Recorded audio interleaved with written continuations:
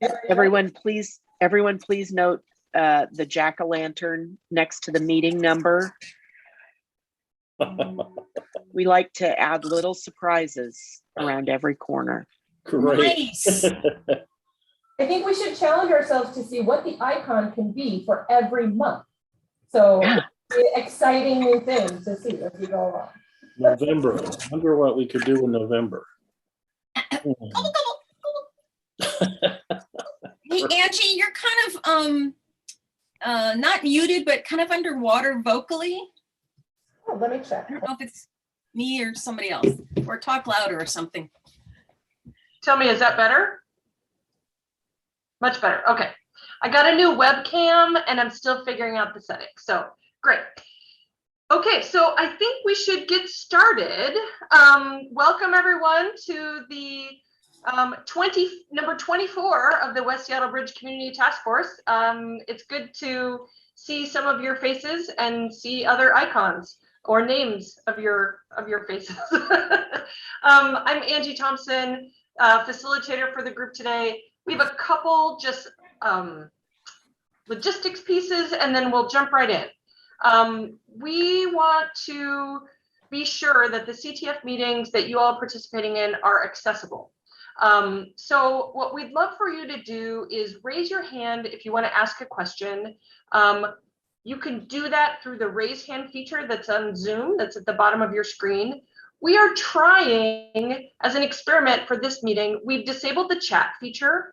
So what we're trying to do is see if we can support the accessibility of our members by really encouraging people to speak their comments verbally. So this is an experiment this time. We want to try it and would welcome your feedback on how that works for you. So when you are speaking, if you can identify yourself when you speak or ask a question, that will help everyone know who's speaking. If you're referencing something that's on the screen, please describe what that thing is that you're talking about.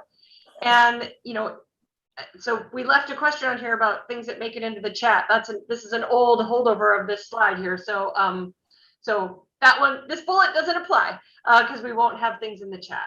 But we've also got some shortcuts for folks that are using screen reader software about how to mute and unmute. So Alt-A mutes and unmutes, Alt-V turns on your camera, turns off your camera, and Alt-Y raises and lowers your hand. So if you can remember those things, then you're all set. And I think the other thing that I will note is for those of you who are watching this on YouTube, on the live streaming through YouTube, if you make comments, we aren't able to see comments that you make as part of the YouTube streaming, but you can certainly send an email to West Seattle Bridge at seattle.gov if you have comments that come up for you, and we can engage with you on those at a later point. I think that's it for me on the logistics piece. So turn it over to you, Mayor Nichols. Well, thank you and welcome everybody. It's great to see you. We are continuing our work in advising the mayor and SDOT in implementation of the repair of the bridge and the reopening of the bridge second quarter next year. So thank you for sticking with us. It's been a long haul. I want to make one acknowledgement and then we'll go through and just acknowledge the agenda. Last month I asked, I think it was last month, I asked SDOT to try and pull a meeting together to talk about kind of the shared sacrifice around the access to the low-level West Seattle Bridge between now and the reopening of the high-level bridge. I want to thank SDOT for pulling that meeting together. I want to thank the Port, ILWU, and SSA for participating in that. I understand it was a good conversation and that a follow-up meeting has been scheduled. And I am confident that as the parties share perspectives and information, we will find an answer that will work for all of the parties. So thank you very much. And thank you also to Metro, who have provided some support in terms of van pool as one of the options for getting those important workers to their workplace, but doing it in a in a more ride share fashion. So anyway, good work. Thank you. The agenda will look really familiar to folks, I think. It's going over again and getting updates on the repair, on the Reconnecting West Seattle implementation, bridge access, and we're going to look a little bit at some traffic data as things either are reopening or reclosing or what have you, what's going on out on the streets there. So with that, let me pass it to my co-chair, Paulina. Nice to see you, and take it away. Thank you so much, Greg, and good afternoon, everyone. Thank you so much for being here and for those important updates. We are always very, very proud of the work that you're doing in the community, yourselves as the community representatives for the task force, as well as the moving forward with our SDOT representatives and Metro, as Greg said. So today we're going to be focusing a little more in our community reflection. As we all know, this is important for us to hear from you. We know that some of you came to the bridge tour, and so we would love to hear from the people who was able to attend and see what reflections did you have and feedback, as well as if you have heard any updates from community that or your networks that you would like to share with us. And of course, if you would like to bring some updates and to help us define the agenda, please do not ever hesitate to reach out to Greg or myself. But this is also a good space to do so. And so we would like to start with whoever wants to share anything that you learn or reflection on the visit of the tour and for us to discuss. Thank you. Do we see anyone brave there to share the experience? Not yet. Deb. Deb. Yeah. Someone else needs to go first next time. Come on. I have appreciated being on the West Seattle Bridge Tour, and I do want to thank everybody involved in setting that up and making that happen for the week, 10 days that it did, because it, I thought I had looked at so many bridge pictures and understood exactly what was going on down below, and my mind is still exploding with the things I saw and learned. So real quickly, in response, what stood out to me were two things. One, the folks who attended, I was really grateful to be in a group that included many Port of Seattle staff and commissioners and staff, however that works. And they were pleased to have just voted on some money for the bridge. And so it was good that they were participating and seeing what the money was going to go for. But I also appreciated that there were elected representatives from Eastern Washington who had come up, and I apologize that I don't remember who that was. But I was glad to see that statewide folks are coming to view the bridge and the situation there, because the money, they're going to need to understand what the money's being used for. So I appreciated that. That was my group. And the thing that stood out for me really was the extent of the floor cracking that preceded the climbing of the walls cracking, which was then starting into the over section. That really startled me, along with the depth or the lack of depth of the concrete, the varying depths of the flooring that you could see through the weep holes. So that's it from me. Thank you again so much. That's great. Thank you, Deb, for sharing with us. Heather. I just wanted to tell Deb that was Curtis King. Thank you. That's right. Senator Curtis King came to visit. That was I know, right? He loves the bridge. Okay, good. Well, it was great to have him there, and I talked with him, and it sounded like he had come out only for that, which I thought was great. Curtis King, thank you. Mm-hmm. Erin, would you like to share? Thank you. This is Erin. I apologize for not having my camera off. I'm driving carpool and you guys are in my Bluetooth. So I really, really appreciated the opportunity. I have to say that standing on a bridge, being able to look out at a view that you see going 30 miles per hour is pretty amazing. And I really, appreciated getting that opportunity because it's felt like kind of a once in a lifetime opportunity. And then after the terrifying ladder, I think what really amazed me the most was the intricacy of tracking the cracks and the systems that they had in place to monitor the cracks and all of that. Like, I guess I had in my head one big massive crack and that we were watching, and that these things are tiny and yet they are, have the ability to stop a bridge. So I found that really fascinating. Thank you. Thank you, Erin, for sharing. Anyone else? It doesn't have to be just about the visit, but any positive or any anxieties from community coming? Go ahead, Colleen, and then Don. Sorry. Hi. I loved being in the bridge. I thought it was so awesome. And I'm so grateful. I feel like it's a perk. So for attending 24 meetings. So thank you. And probably my favorite part was meeting, Megan and Bill and Sam face to face. And then Dan was also on the tour. So to me, that personal connection was really great. So I appreciate that.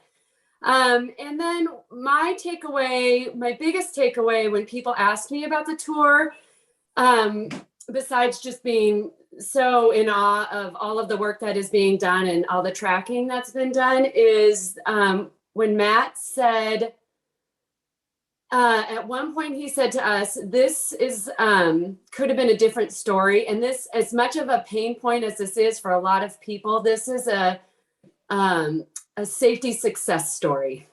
And I took that away, and I've told others that when they talk about the bridge and when they don't have all the information about why it was closed down. And I really took that to heart, and I appreciated that so much. And it also made me realize how smart the people are who are working on this. So thank you, SDOT, for the opportunity to do this. Thank you, Colleen. I do remember when we discussed the possibility for members to visit. It does take quite a different dimension once you're there to understand what's going on. So great to have the opportunity to all of us visit little by little. Don. I mean, I'll just echo that first part. It was great to actually get eyes on what we've been talking about for a million meetings. And I always saw the bigger cracks. Those were easier to kind of see when there was photos, but the amount of tiny cracking that was getting ready to connect with other cracking almost gave a sense of crumbling in the amount of stuff that was about to come together.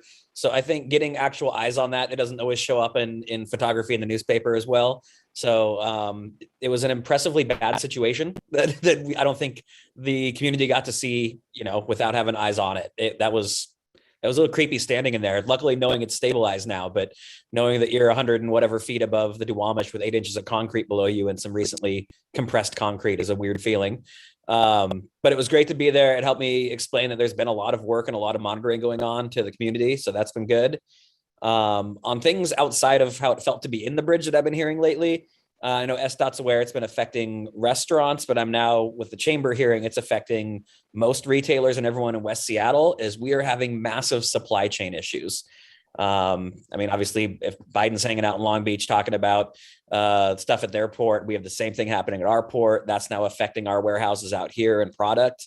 To where we're getting a lot of questions about access to the lower bridge. And I know it's not expandable or anything at the moment, but it's becoming a pinch point for the economic success of West Seattle to be able to get products in here, not just things being out of a warehouse that we have to go get, but they're straight not bringing stuff into West Seattle. So as long as we keep that on top of mind on decisions made, it'd be crucial. But I'm hearing it from way more members than I've ever heard throughout the pandemic or the bridge closure in the last 2 weeks. This is a huge concern. So thank you. Definitely something I appreciate that you bring it up. as we move forward, to keep in mind all this impact, economic as well as, health impacts that are still going in our community. So thank you. And thank you also for referencing the view that you have and connecting to our beautiful Only Duwamish River. Okay, so I'm gonna move back to Angie, who is going to help us introduce the next speaker. And I thank you all for participating and for providing feedback and allowing this community time. I don't see any other hands, so Angie. Yep, I think we're good. Thanks, Paulina. All right, so I think we'll move into the next section. Heather is going to give some bridge updates, and we'll go through a number of slides and then have time for question and answer. I'm going to do it. I'm going to give you your 24th bridge update. I would like to find, you know what we need to do? We need to find the bridge update slide from the very first and compare where we are. Wouldn't that be awesome? Okay, next slide, please. So here's some fun pictures from the tour highlights. I got to go to the first 3, and then Sam took the second 3. So I'm sorry I missed you, Colleen. It was really awesome. One of the, I don't remember who it was, but when Matt pointed out the cracks on the ground, like literally everybody took a step back. Like, I don't want to be standing on those.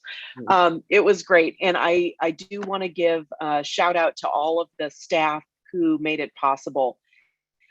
There is, any kind of thing like that requires a lot of logistics, but when you're talking about getting people up onto a bridge that is closed, it's extra difficult. So thanks very much to everyone who made that happen. I'm going to especially lift up Megan Shepard.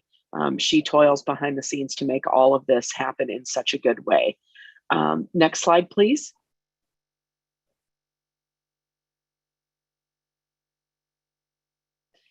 So good news, we got some additional partnership funding.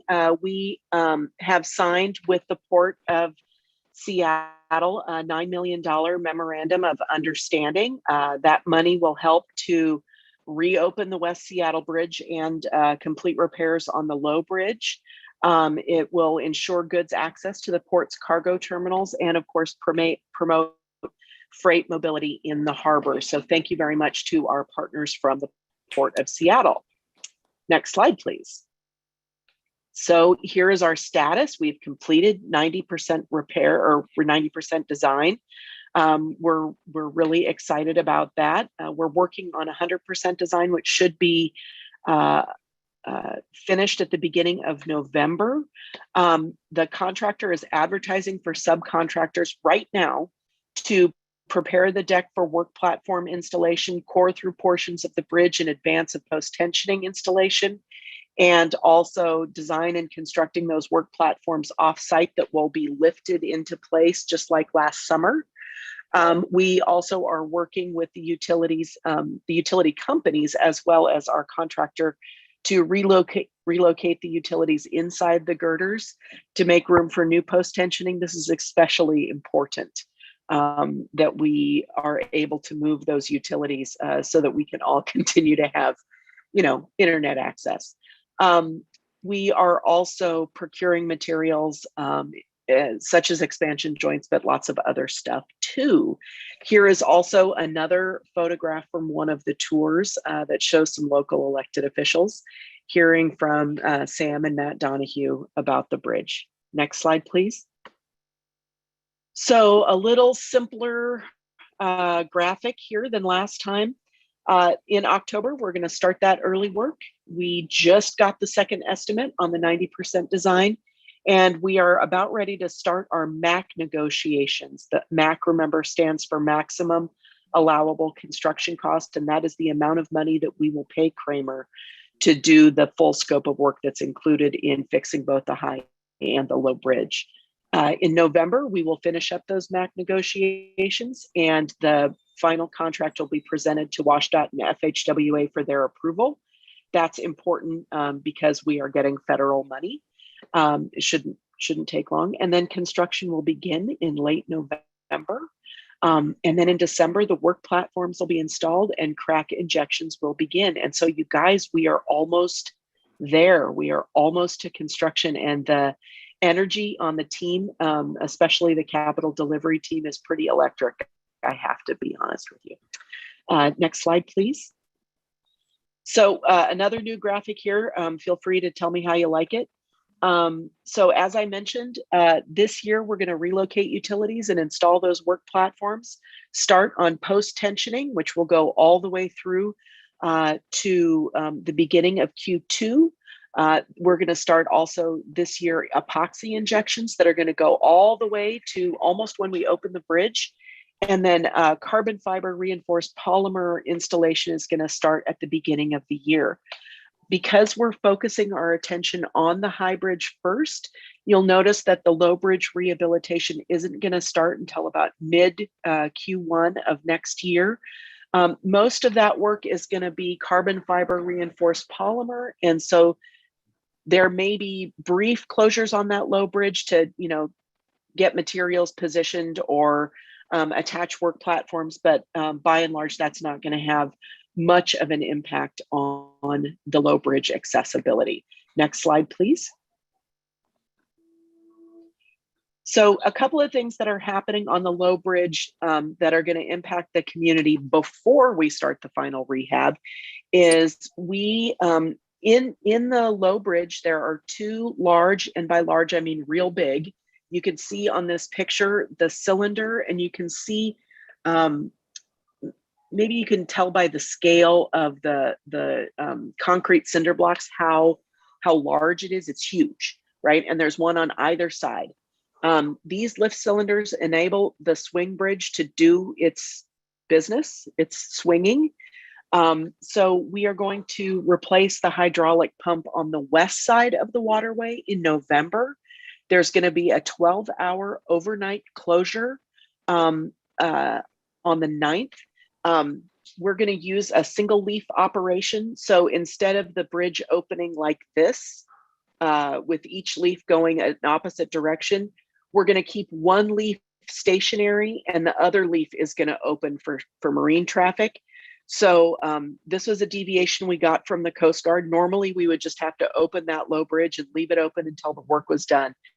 But this way, we were able to leave the leaf stationary that we needed to, while continuing to allow traffic to pass. We have also requested an operational deviation from the Coast Guard for Friday evening, December 10th to Monday morning, December 13th. And this is to replace the cylinder on the east side. So again, we've asked the Coast Guard for that deviation for just the single leaf operation. That's going to allow us to maintain traffic. And of course, we're continuing to coordinate with maritime organizations. Fortunately, the shippers have been able to make it work, or are going to be able to make it work with just a single leaf opening. Next slide, please. I know that was a lot of words. Sorry, that was too confusing. Are there any questions? Deb. Sorry, I'm writing stuff down. I guess real quick, I wasn't planning on asking this question, but Deb Barker asking about, wow, low bridge closures, and when will we get updates on just what that means if like there's 3 whole days where no one can actually use that low bridge. We don't want to talk about that now, but I just No, but Deb, I want to Heather wants to clarify that. Yes. Yeah, I want to clarify that we have asked for a deviation from the Coast Guard, right, that would allow us to do that same single leaf deviation. So we're waiting for the Coast Guard about whether to say, okay, say yes or no. And if they say no, this is obviously a problem, and we will absolutely share that with the community. But it's no reason to panic yet. Fair enough. It was just kind of like, oh, interesting. Yeah. But good to have those dates in advance, and I appreciate you getting that word out. One question that I'm passing on from the community on this, will any of the, actually, I'm just going to read it off my phone because it was in the blog from your Fauntleroy Community Association meeting last night. Someone who couldn't attend today's meeting Can someone ask if the bridge repair has been or will be impacted by the supply chain issues? Will the ship backups with Terminal 5 be getting sooner or more truck traffic? Would that affect the low bridge? Again, so T5, low bridge, and supply chain and upper bridge. Those are the questions that someone wasn't able to ask today. Will the supply chain issues that we are having globally impact our ability to get materials for the high bridge? Possibly. Okay. Right today, we don't have any indication that that's going to be the case, but I don't want to make any promises because these are global supply chain issues that impact Dan's ability to get mozzarella and, potentially our ability to get materials for construction. We are talking like not just daily, but every hour with both our designers as well as our contractors, and they are having those ongoing conversations with their suppliers. So we don't have any indication today that is the case. If we do start to hear that that's going to be a problem, of course, we will let you know right away. Great. Thank you very much. You're very welcome. I don't see any other hands, but do folks have comments or questions? Bring it on, folks. I'm here. I'm ready. I think maybe we move to the next section. If comments come up, we have time. Yes. So the next section here is to talk about Reconnect West Seattle, and we've got a lot of different sections within this topic, and we'll pause at different points to give you a chance to ask questions. But actually, Heather, you're going to do an encore and come back to kick off this piece of it. Thank you so much, Angie. If we could go to the next slide, please. I want to note for this task force that in recent weeks, 3 community members have been killed in traffic crashes in our neighborhoods. You'll see on the map here, hearts indicating locations where those collisions have occurred. So I'd like to invite you to join us for a dedicated moment of silence for those victims and for others who've lost their lives or been seriously injured in traffic crashes. We'll go to the next slide, which shows the names of those folks.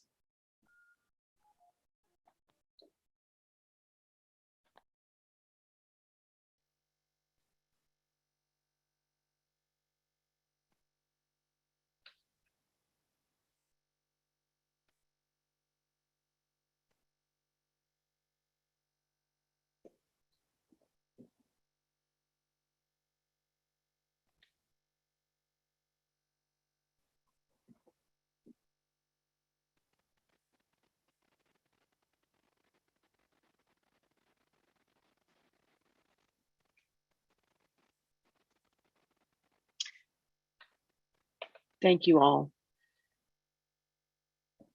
I just hope that seeing the names and faces of folks who have lost their lives on our streets because of traffic incidents, that we will remember that how we drive and the speed we drive really matters. And it matters to our friends and our neighbors and our loved ones. So with me, together we affirm our support for safe streets and acknowledge our shared commitment to end serious injuries and fatalities on our streets. Thank you all so much. Next slide, please. Sarah, you want to take, is it Trevor first? Trevor first. It is. All right. Thank you, Heather. So this slide highlights the traffic volumes citywide compared to the monthly 2019 averages. So by that, I mean, if you take, for instance, February 2020, which is the second block on the left, that would be compared to 2019's, February of 2019's average as well. So moving up to January of 2021, we can see sort of an upward trend of traffic volumes towards pre-pandemic levels. And West Seattle is very similar in this very similar to the citywide comparison, and with a few notable exceptions, like West Marginal Way and Roxbury, for instance, that is taking on a lot more of the detour traffic. Next slide, please. So traffic and travel time data. So you guys might remember this slide from a similar slide from last month that compared August 2021 or August 2020 to August 2021. This is an updated slide for September, comparing September data here. The chart in the middle is a little bit small, so let's focus on the maps to the right. And as you can see in the upper right-hand map, there's lots of green and orange, implying that travel times were shorter in 2020 when compared to the red and orange shown in the 2021 map below it. We can expect that these travel times will increase further as more people return to work. So please consider flipping your trip to another mode or staying local whenever possible. So looking at the just the third bullet point there about bus ridership, comparing a week in September 2020 to a similar week in September 2021, there was about a 25% increase in daily boardings. And similarly with the water taxi, it actually tripled over that same time. So it's a good thing that we're extending the water taxi service, continuing the summer sailing through the winter months here. Next slide, please. All right, at the last CTF, there was a question about collisions along detour routes. So we selected 3 different corridors, as you can see on the map on the right. And what we did is we compared 18 months of collision data before the bridge closed to 18 months after the bridge is closed. So you can see the dates on the bottom of the slide there. So looking at 35th Ave Southwest, you can see that there was a 40% decrease in the number of collisions, but that also had a corresponding volume decrease of about 73%. West Marginal Way, the number of collisions basically doubled with an 85% increase in traffic volumes. And then a little bit different, but Roxbury had a decrease in the number of traffic collisions on that urban arterial and also had an increase in the number of vehicles using that. So it's definitely more of an urban feel with a lot more traffic signals, pedestrians, and driveways coming into sort of slow speeds down a little bit more on Roxbury. With that, I'm going to turn it over to Sarah to give us a Q3 report on Reconnect West Seattle. Thank you. Thanks, Jen. Hello, everyone. Thanks for having me today. I'm just Sarah, going to before give you. you jump in, I just want to make, if there's any questions. Yeah. Trevor, you were kind of just going through that before we jump topic to Reconnect West Seattle. Any questions for Trevor on the data? Deb. Trevor, the last slide that you had about the 3 different roads, by collision data, were those one vehicle accidents? Were they multi-vehicle accidents? What are the anomalies of that? Sure, it was everything combined. So we didn't go through and split out multi-vehicle versus single vehicle. It's just, and keep in mind, it's just the collisions that are reported to police, because I know there's a lot of other collisions that happen out there that are sometimes settled outside of the police world. So these are the ones that we have, the data that we have basically recorded. And that's, I'm just going to throw out then, it's real important for people, if you are in a collision or an accident, try and get the police report number so that SDOT can have some data to evaluate. Otherwise, you guys aren't out there getting the data, right? Actually, we do. Really? Yeah, it's important to report your collisions. So that's the important part. We have a partnership with our police department as well as the state to keep all of those collisions in a gigantic database that lots of research gets done from. So so you don't have to report your collision to us. In fact, don't, because we wouldn't know what to do with it. So please report your collisions to the police. That information automatically comes over to SDOT. Yeah, and that's how we got this data here. So yep. Thank you. Probably said that wrong. Thank you very much. I was actually very similar question was because I know that there's been a couple of very bad collisions, one in Georgetown and at least 3 in South Park, but I didn't see them reported into the detour route. I'm sorry, but just realize that they may not have been reported, or that there is an informal way to report them. And then the other part is how they are not here on this, and perhaps it's because it's only until 9/26, but they happen in that. So I didn't understand why there is not reported data from impacted neighborhoods. So we just took three separate corridors that are along the detour routes. We could, if we wanted to take a deeper dive, there's actually a lot of data that comes in to just boiling it down to just what you see on the slide here. But we can look at other corridors. It just takes a lot of time, and we wanted to give you guys a quick snapshot of what things look like. So if there's another corridor that you're interested in, we can definitely take a look at that as well. I think this is Deb. I think it would be good to look at additional data that's, in the Duwamish, in the valley, because this is just the peninsula. So yes, please. Yeah, and we are both, Georgetown and South Park, very impacted by that deep route. So I would appreciate seeing the data for that. Definitely, we can bring that back next time. 14th Avenue South would be a good one, I think. Yeah. Any other questions for Trevor before we move into Reconnect West Seattle? Okay, Sarah, I think it's on to you.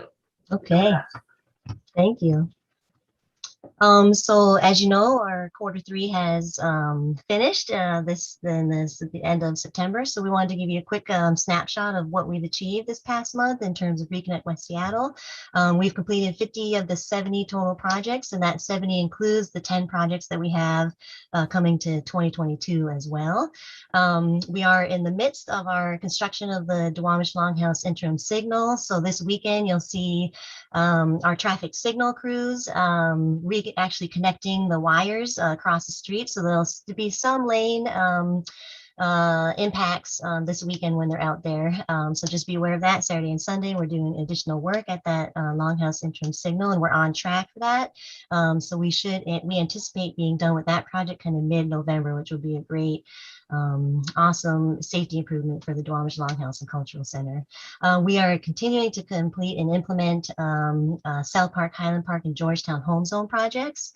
We still have some conveyance swale and pathway projects to do, and that takes additional public engagement with the people that live along those corridors. So we're still doing some of that additional outreach.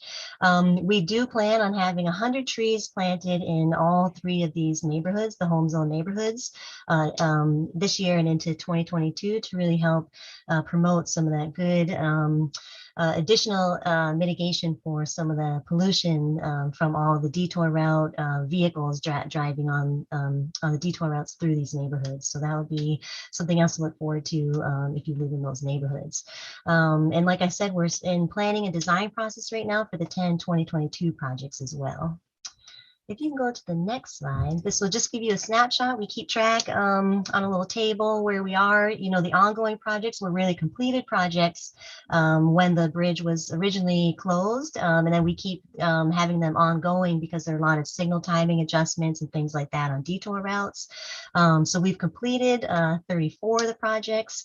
We're still in design on a few of the projects for 2021, one of them being the new signal that we're going to be installing at the Dallas Avenue South and 14th Avenue South, right at that South Park edge of the South Park Bridge.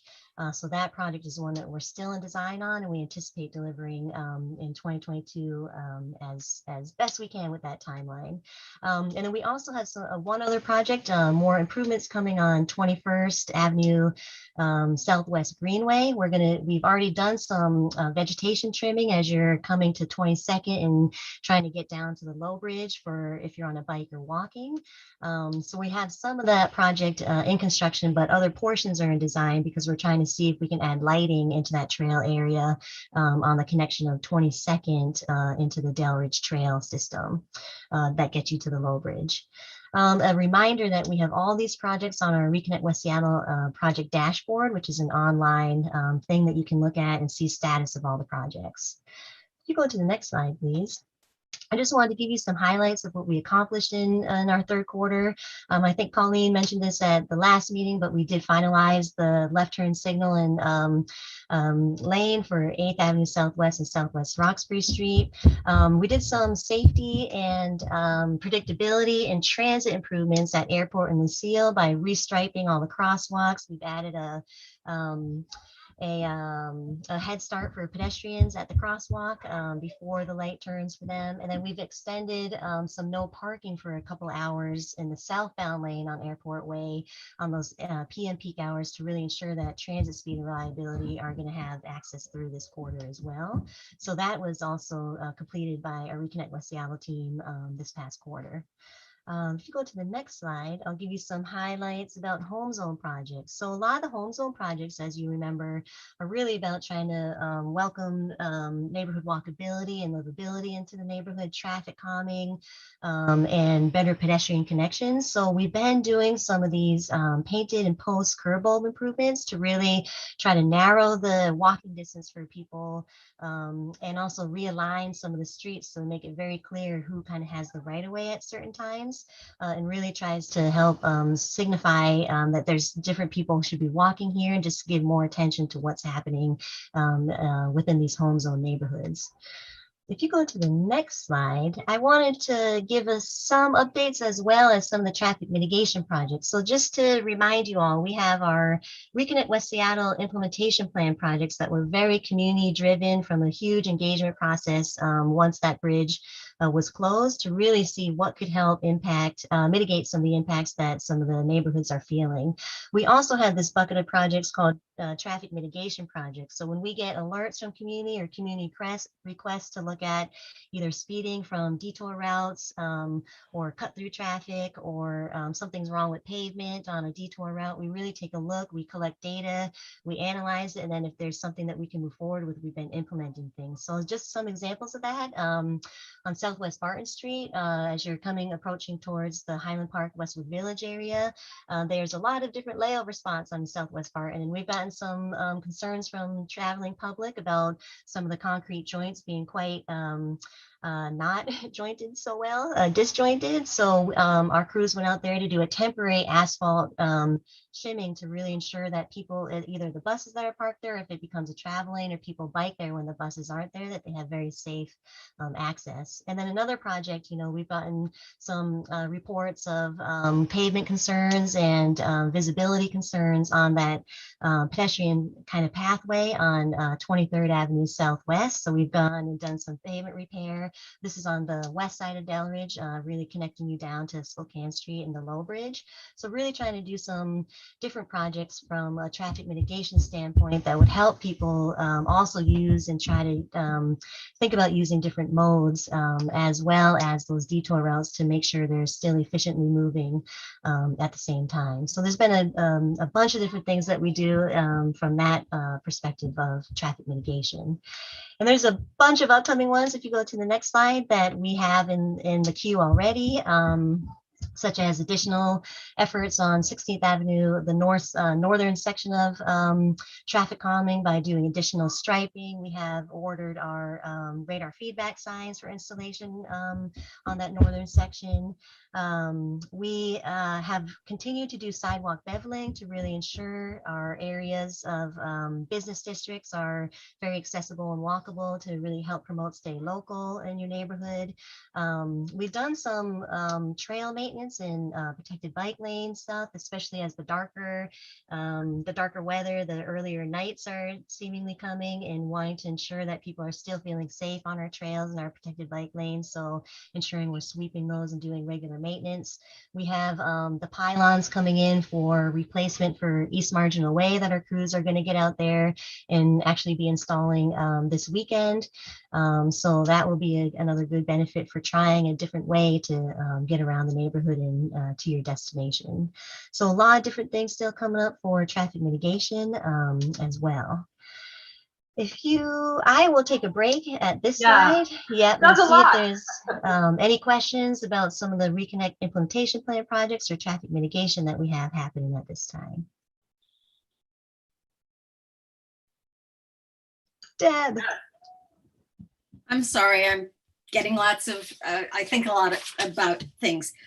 Sarah, I'm throwing this out at the Reconnect West Seattle, and I may not be in your bailiwick, and I apologize, but I wanted to put it out there, and it kind of comes off of the information that I read about a neighborhood that's not within the Reconnect West Seattle program, and that would be the Fauntleroy Community Association meeting last night. I know you were there. I read the reports, and I apologize I couldn't be at the meeting, but I'm also remembering at some point when the city parks department stepped up and found some funding to assist the police department in doing some monitoring at a park.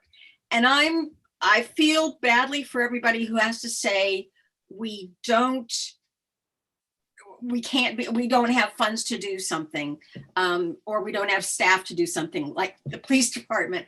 But is there any pockets of money that are available to help of enforcement for those, as Heather called it, those bad decision makers? Is there any money for vehicular enforcement? Heather, you're on mute. Sorry about that. Deb, this is one of those situations where literally no amount of money will do any good. You need money so that you can pay police officers overtime to do the work. Yeah. The police department just doesn't have. They don't have staff. Officers. Yeah, they don't have staff, and so this is one of those situations that that is really it's not a question of money. It's a question of human beings to do the work. I know. I just had to ask, and I didn't know if there was some obscure program. I will tell you, no, there's no obscure program. There were 3 people from the police department who were there last night and who answered these questions. And Captain Sean O'Donnell, who's just a real good guy, sent his entire motorcycle force out there this morning and wrote a lot of tickets. One of the things that I'll note, and this is not simply true of Fauntleroy, this is true of every single neighborhood. Yep. A vast percentage of people who speed in neighborhoods are people who live in those neighborhoods. So so Fauntleroy is different, of course, because there's the ferry that, is there.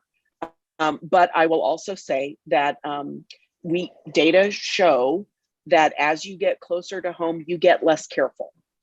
And so I just invite everyone to be more careful when you're driving. Slow down. It's not that important. It's not more important than the 3 people who were killed in the past few weeks. So thank you. Sorry. End of sermon. No, it's good to know those intricacies. Thank you. And Deb, I'll just say that we are still looking at Fauntleroy to see what kind of potential engineering improvements we can make as well to try to mitigate some of those concerns we heard the other night. Yeah, I appreciate you all coming out to that meeting and the others. So thank you so much. Councilmember Herbold, you have something to add to this? Yeah, I just want to piggyback on that. Really appreciate Sarah referencing engineering changes to influence driver behavior. I talk regularly with Southwest Precinct Captain Grossman, and even if they did not have a staffing crisis, enforcement is not their preferred way of impacting driver behavior, right? Captain Grossman has become a great advocate for SDOT, funding for SDOT to make engineering changes to the road. And he will come out and he will talk about the need to make changes to the physical configuration of the road, because he truly believes that that enforcement isn't the right tool to actually change behavior in a way that's sustainable for the long run. Thank you. Thank you, Councilman. We've got Representative Cody, and then Heather, and then Sam.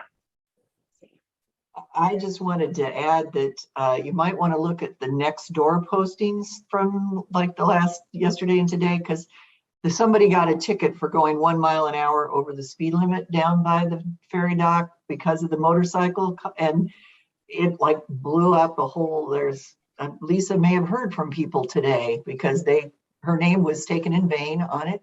And so one of the cops told the cop that gave that ticket, told him that it was, went into the vaccine stuff. So I just thought you guys might want to look at that. Well, the cops definitely should. I just wanted to jump in too and say that I agree with Councilmember Herbold on this, that our preferred method of this is also engineering, and enforcement is sort of a last resort. And even though I think some of the, as Heather said, some of the availability, like, I don't think this is really a funding challenge or issue in terms of enforcement, and SPD has been very responsive when we've highlighted enforcement issues or things that can be addressed by enforcement, and I'm sure that they will continue to be. But I don't think it's something that we're sort of relying on enforcement is the preferred path for anybody involved in this too. So we'll continue to look for engineering solutions, and as Heather said, this also does end up coming down to some personal responsibility too, and obeying the traffic laws and obeying the posted speed. Any other questions, comments, things you want to contribute to this conversation? Okay, Sarah, you want to keep going? You're picking back up on more on mobility action plan. Yes, thank you. So, there you go. Thanks, Megan. As you all know, Flip Your Trip, we have launched Flip Your Trip. As you remember, this is a program where we're trying to really help and educate people and help people try to find different ways to get around. This is in partnership with King County Metro, the Transit Go Rewards app. You can collect points and then try new ways to get around. You can take a bus, a bike, an e-scooter, van pool we have promotionals for. So this is a reminder to you all that we do have different ways to get around and get off the West Seattle Peninsula. We have launched that, and pretty soon the community task force members are going to receive an email from the team and ask that you share amongst your community groups a call to action to have people sign up for this and really try to utilize different ways to get around. As a reminder, you all know that this past weekend, the first weekend of October, we had the change to the King County Metro service routes, and we've added frequency to 4 buses as a reminder in West Seattle, the routes 50, 60, the 120, and the Rapid Ride Seed Line. So if you are in need of traveling to any destination off that utilizes those routings, that's just a reminder that we have additional frequency happening at this time. And like Trevor Partap said earlier, we do have the summer sailing schedule. The summer sailing schedule that the water taxi has right now will continue into the winter, except for those Friday and Saturday late evening sailings. So that's additional trips on that water taxi. So as those numbers that Trev talked about were a lot higher, we continue to ensure that that water taxi will be operational in partnership with King County Metro, of course. So this is your call to action. Sign up for Flip Your Trip and try to get your community and your neighbors to sign up and try different ways to get around. We're still going to continuously do different events, join farmers markets. We had a micro mobility demo day at Alki a couple weeks ago. Thank you. And it was pretty successful. People were pretty excited to try out an e-scooter, an e-bike. I'm not too sure what that in-betweener scooter bike is called, but I think it's a bike with a cool seat. So just some cool ways to get out and try different things. So we will still be promoting this. They're very cool wheels that also were at that scooter demo day. and just a lot of good interactions with people at some of these events that we have coming up and that we'll continue to do. As you know, November is Ride in the Rain, so you'll see more promotions about trying to ride your bike and try to take some different ways to get around. And that really helps reduce the amount of traffic on those detour routes. It will help to alleviate some of the travel times that we see increasing if other people can take a different way to get around and different trips in your near future. If you go to the next slide, I am going to transition to Low Bridge. Before you jump in, let's just pause if there's any questions. Okay. I know you only did 2 slides, so maybe they haven't accumulated new questions, but okay, let's jump into the Low Bridge and then we'll have questions at the end. Perfect. Thank you, Angie. As you know, it is October 14th today. By October 15th, if you are applying to have access for November Low Bridge access, your applications are due tomorrow. As a reminder, the applicants are these user groups that have been granted access for special use of that Low Bridge when we don't have open hours for the traveling public. So it's really important to really ensure that you receive approval of SDOT before using that Low Bridge, just to make sure that you are on that authorized use for that November timeframe. Make sure you get that email from SDOT. If you go to the next slide, we actually have been in partnership with our Salem Police Department to really do some enforcement. We have been hearing and seeing actually a lot of unauthorized use of their vehicles and license plates and missing license plate and obscured license plates using and traveling over that Low Bridge. That is not allowed, you know. You can get a good hefty fine and citation for some such action of trying to not be caught by our photo enforcement. We would kindly ask and try to say very strongly that that is not something that you should be doing to use that Low Bridge and not get a citation. And Heather would love to say more about this. So I'm a mother of 2 boys, and so I want to be a little. Sarah's a mother of 2 girls, so I'm going to be a little more direct. First of all, this 3-day enforcement was not 3 full days. It was several hours on 3 days. So this is an outrageous and unacceptable number of people violating the law of the land so that they can use the Low Bridge for a little bit more convenience. This 10% of the people who use the Low Bridge are using it outside of permission. They have not been allowed to use the Low Bridge. That's a really big number. And that's a number that we could give to, say, Dan, so that he could get the stuff that he needs for his restaurant. It's a number where we could allow children who have to come on or off the peninsula to go to school. So this is wrong. And if you know people who are doing this, tell them to stop it. Like, use your influence as a neighbor to tell them to stop it. And if they don't, they will get a ticket, because we will have cops out there periodically making sure that people who obscure their license plate pay. It's wrong. Don't do it. Do you have any photographs of these scofflaws? Well, it's interesting you ask that, Greg, but we're not allowed to share those. We can't distribute license plate numbers. Well, they wouldn't. Much as I would love to.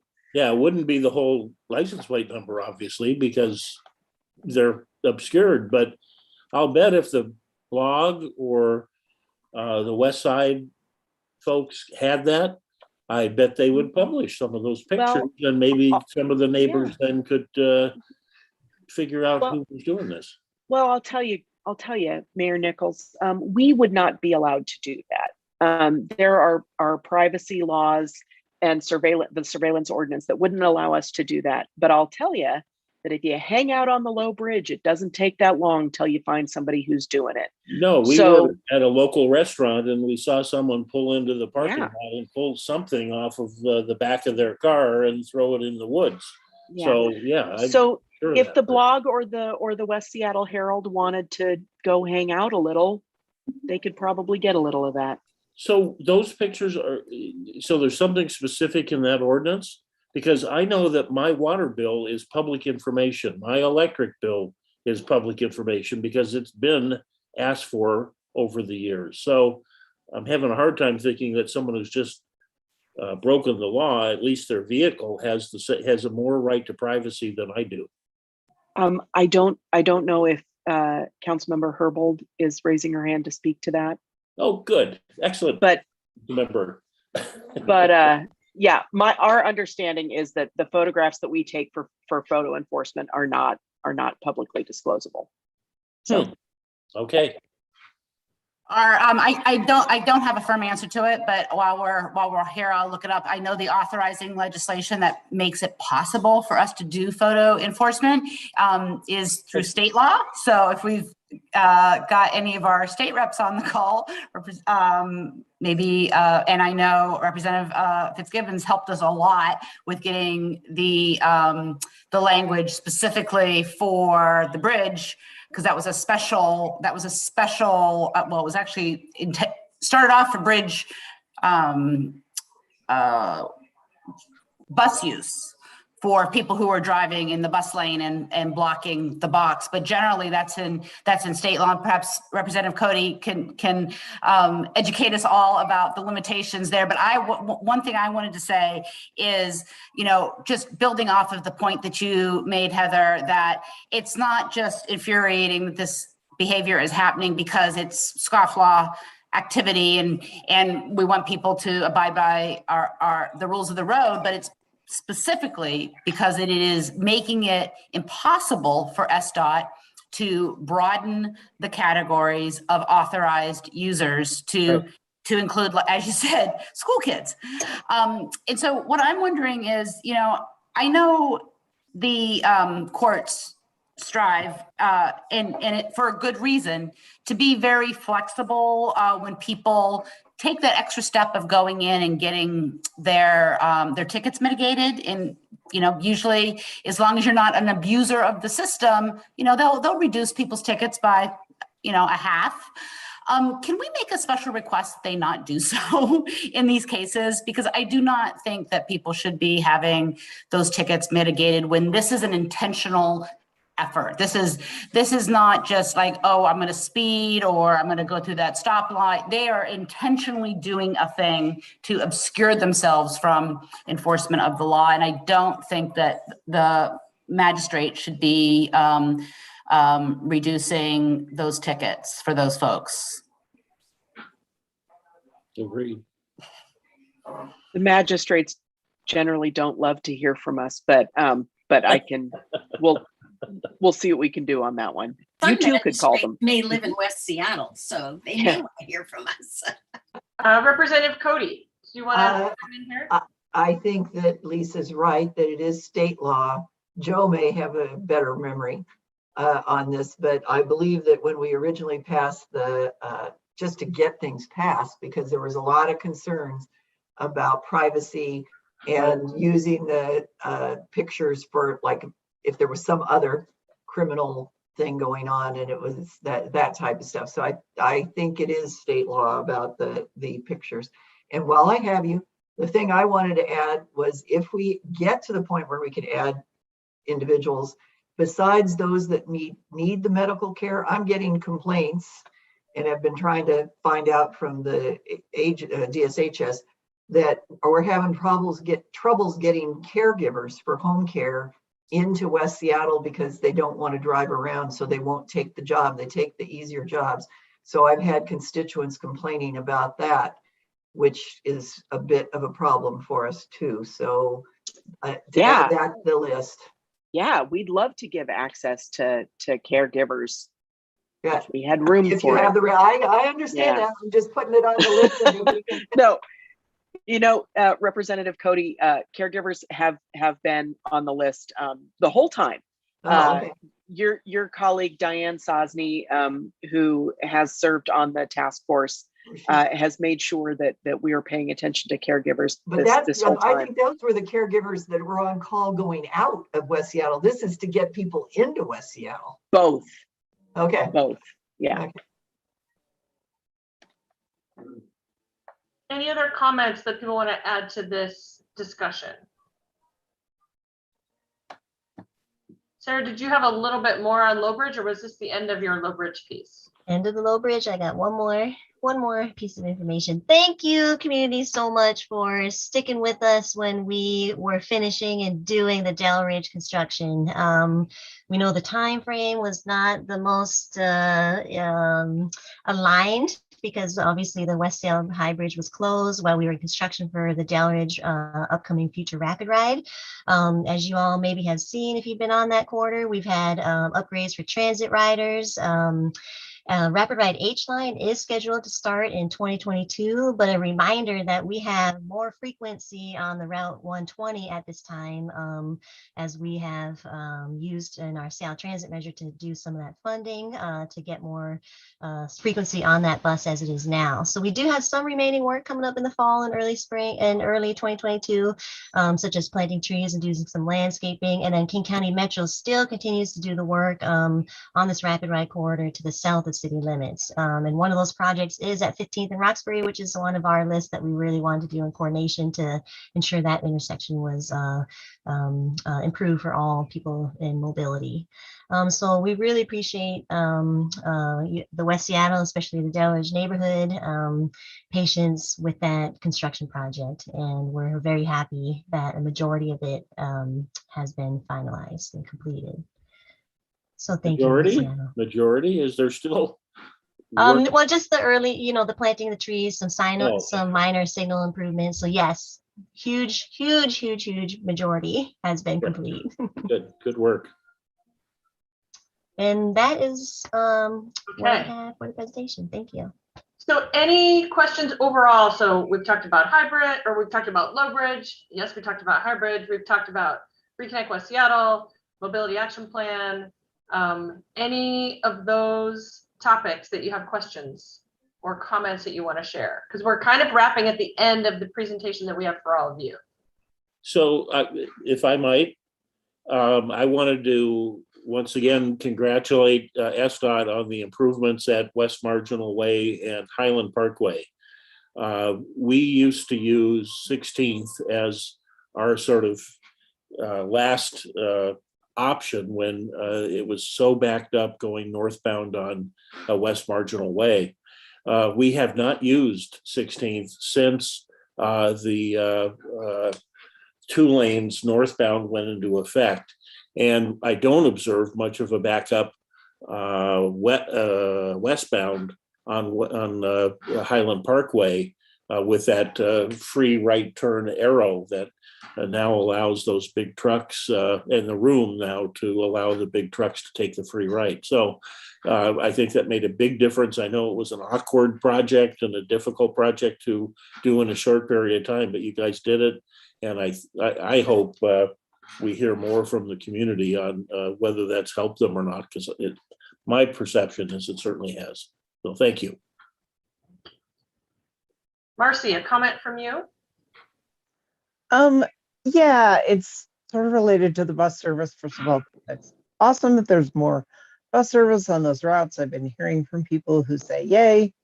I had a sign read to me the other day, and I just want to know, maybe the city people have any idea, or it's going to be passed on to Metro, that some of the Route 50 runs during weekdays are only serving SODO and aren't going any farther. And I know there's light rail, but there's a whole lot of big areas that the light rail doesn't serve that the Route 50 does. So just curious.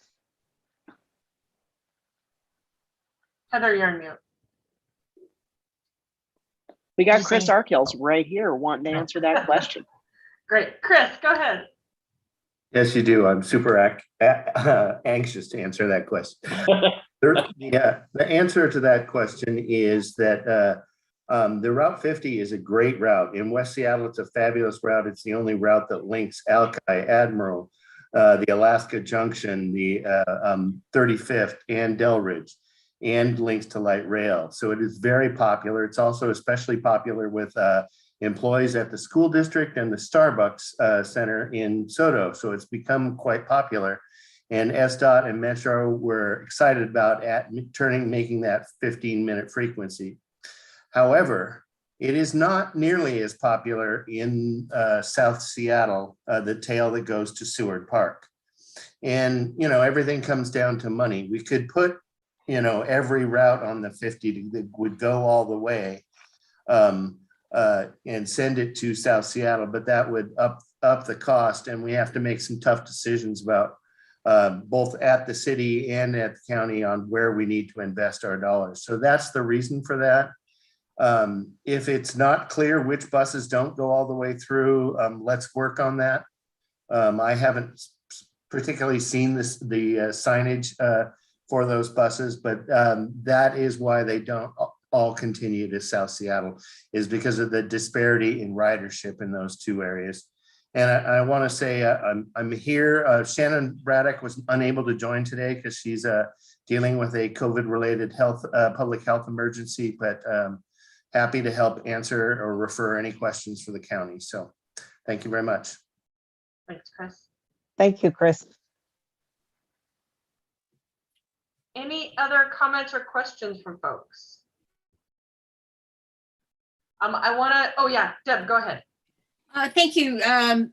I wasn't sure where to ask this question, but I'll throw it out here, and I had asked it at the end of my tour. Are we doing future items yet, or should I wait? I think we're ready. Yeah, we've kind of wrapped up all of the okay. So this is what I'd like to hear about for future items is how will SDOT visually express visually express the status of the work that's going to be starting next month inside the Low Bridge. And I had some ideas that I shared with the team after my tour, but I'm looking forward to hopefully hearing more, something that says, you know, whether one of those, look how far we've grown or look how much money we've raised. There's lots of ideas, but I hope that we can have a discussion about that, because I would sincerely love for more people to know that work is progressing inside the bridge. And unless you're in there, you're not going to know. Thanks. Thanks, Deb. Okay, I want to let you all know, since we don't have the chat feature, we have emailed you the reflection form. So it's in your inbox, and would love for you to fill it out, particularly because we changed things up a little bit this time without the chat feature. So let us know how that worked for you, if you have thoughts and suggestions for us. I think with that, I am going to turn it back over to Mayor Nichols to do some wrap up for us. Terrific, very short. Our next meeting will be at noon. So we're back to the midday on Wednesday, November 10th. So we look forward to hearing more about how this is coming. We should be even closer to 100% design and actual work taking place up on the bridge. Thank you all for your patience and your persistence in this process. With that, let me turn it over to my co-chair, Paulina. I just wanted to say, appreciate you all for all those great questions. And we look forward to hearing from you in the reflection form, just to remind you that help us shape the next agenda for November. So appreciate you all, and please be safe. Tell your neighbors to slow down, and please do not cheat on that low bridge, because that is making a very bad impact on people that really need it. So Amen. Thank you, everyone. Take care. Bye. Bye. Thank you.